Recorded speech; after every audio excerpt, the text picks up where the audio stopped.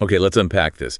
You know how project management, it feels like it's just everywhere now. Absolutely. It's not just some specific corporate role anymore. Right. It seems essential for, well, almost anything.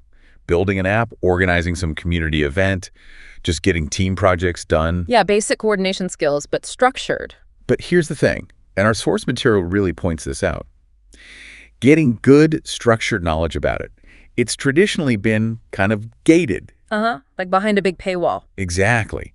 Expensive certifications, training that costs a fortune, textbooks that are, huge and dense. Yeah, definitely barriers. It keeps a lot of people out. So that's what we're diving into. We're looking at excerpts from PMdistilled, open resources for project management. Okay. And our mission really is to see how these free open resources are trying to, well, tear down those walls, making this stuff accessible to you. And what's really interesting in the source is this deliberate idea of democratizing project management education. Democratizing, yeah. Yeah. I like that term. It's a direct shot at that old closed-off model.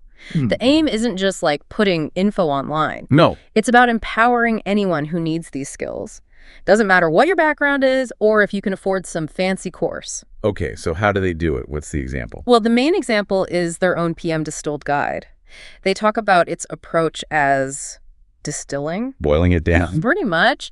Taking the absolute core principles, the practices that actually work, and the mindset you need. And making it manageable. Exactly. Making it core essence. Right. And the source highlights the design principles. Clarity first, like really clear. Accessible language, not jargon. Right. Accessible not just online, but understandable. Yeah. And practical relevance. Big focus on that. So you can actually use it right away. That's the idea. Yeah. Not just theory you read about. And I noticed they call it more than just a guide. The source says it's a movement. Yeah, that framing is important, I think. Why is that?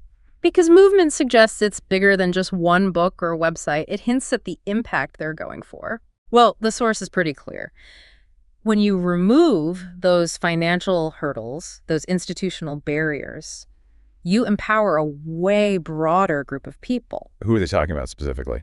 They list students, people teaching themselves, entrepreneurs, grassroots leaders, Right. professionals, maybe not in traditional PM roles. It's giving the tools to folks who might have felt locked out before. So that gets right back to you, the listener.